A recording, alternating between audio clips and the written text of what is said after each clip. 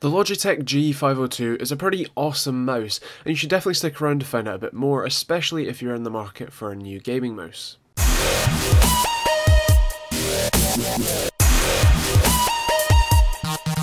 Check out our website at TechteamGB.co.uk for more info on both this and many other products, and also up-to-date news on all things tech. Stick around for this awesome video. So this is the Logitech G502. This is the Proteus Spectrum version, which means it has RGB lighting on that G on the back of the sort of grip there. Now the key thing, or the first thing that I want to point out, is the weighting system, which isn't really like many other mouse out there. Obviously this mouse has been out for a couple of years now, give or take, but this is the Spectrum version, which is just a little bit different and has a few refinements. Now the weighting system is actually pretty awesome. You get this carrying case with 5 3.6 gram weights in it, and the way that the sort of system works, which I'll show you in a second, it makes it very customizable and very cool. Now, Logitech says you have 11 programmable buttons. There's personally 6 that I would choose to program myself, and they are a sniper button on the left hand side towards the front. You've got 2 sort of forward and back place buttons, but the sort of usual that you get on a mouse. 2 buttons on the top next to the left mouse click, which by default are DPI switching buttons. You have a profile changing button, and then this hardware button that allows you to change the scroll wheel from the standard kind of notched kind of rotation to an almost infinite mode, which I actually really like and do find quite nice. Now on the bottom you find the 12,000 DPI sensor. This is a little bit overkill for me, as I don't really go much over maybe 2,000, but for a pro gamer this may be something that you want to check out. Also, if you're a pro gamer, this weighting system I reckon you'll probably quite like.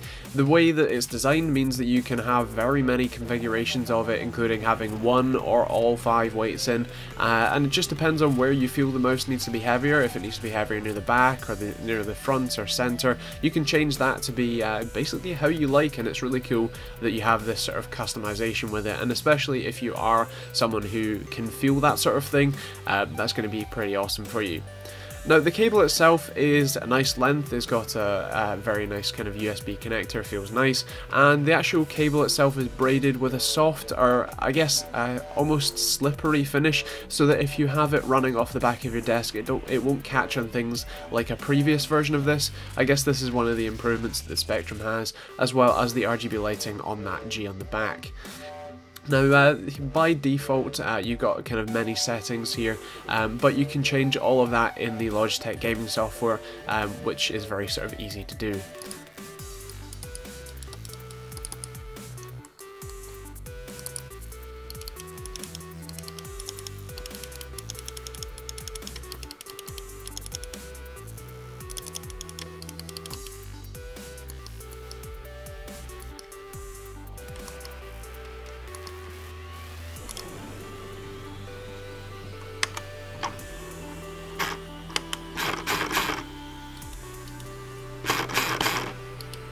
So that was a bit of a sound test of how the buttons and keys sound. So yeah, that's kind of it really. I actually quite like the mouse as a whole. The Logitech gaming software is very, very simple, very easy and very intuitive, and how to change the DPI settings, the different profiles, and what you can do for each button. And if you want to see a bit more about the Logitech gaming software in general, check out the last video, the G910 keyboard, as I kind of show it off there, but it's basically the exact same thing.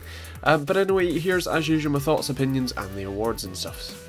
This mouse definitely has a lot of cool features about it, although there are a couple of things I would like to mention before I kind of close out, and just let you know from my experiences, and obviously that this is very much depending on your hand size. Mine are relatively big, I guess, so do bear that in mind.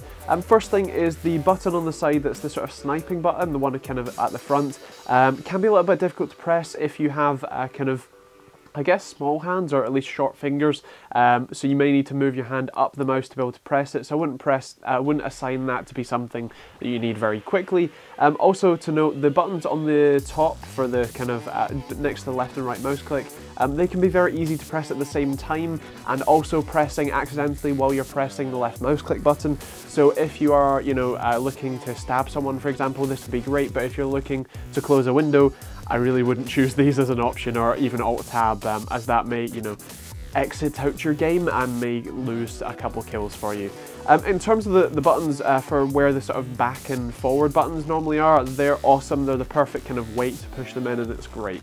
In terms of the actual left and right mouse clicks buttons, by the way, they are quite easy to press. So if you're looking for a hair trigger, it's great, but if you're looking for solid clicks, this probably isn't the one for you. In terms of the weighting system, it's awesome. I love the customizability, and it's probably one of the best weighting systems for mice around at the moment, so that's really cool. Normally you either screw in certain positions along the base of the mouse, or you just kind of drop some weights on the back, so being able to customize where they are and do it very, very easily and completely toollessly is fantastic, and I love the implementation of that. In terms of the general feel of the mouse, personally I found it a little bit too narrow. It's a little bit too sort of thin for my kind of relatively big hands, especially as I'm used to a Logitech G502, which is a bit of a wider kind of full palm mouse. But if you do have sort of more narrow, smaller hands, or are just used to kind of more claw grip, as I believe that's what it's more for rather than palming, it depends on obviously hand size, but then you'll probably be better off. Also the scroll wheel, I do love the kind of infinite scroll ability, and being able to kind of lock it off. It actually feels a little bit nicer than my G700S as well.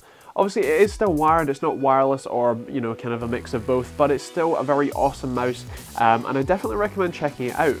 In terms of scoring, it's going to be a 4 for value for money. It's not the best value for money mouse on the market, but you do get a lot for what you pay for, and it's certainly pretty awesome, especially with things like the RGB lighting, which just kind of adds to the coolness. In terms of functionality and performance, I'm going to have to give it a 5, as it felt great while gaming, but still, you know, maintained very nice kind of appeal in, you know, things like video editing and stuff like that too.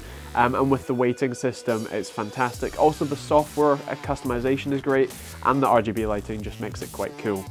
In terms of style, it's going to have to be a 5, and TechteamGB score, for me, it's going to be a 4, just because for me, it's not the perfect mouse, it's not the best, it doesn't work for me personally, but I can definitely see it working for a lot of people. And especially if you're getting into gaming and you want to, you know, understand how, you know, mouse weighting kind of works and what's best for you, then this is definitely an awesome mouse for that. So I guess that's pretty much it. I hope you enjoyed the video, and feel free to leave a comment down below if you did or didn't. If you didn't, as I said, please do leave a comment and let me know what you didn't like so I can improve for next time, and otherwise subscribe for more awesome tech stuff. Also check out Facebook and Twitter for more updates on videos, giveaways and all that sort of stuff, and check out some of their videos too while you're at it. Other than that, thanks for watching, hope you enjoyed it, and we'll see you all in the next video.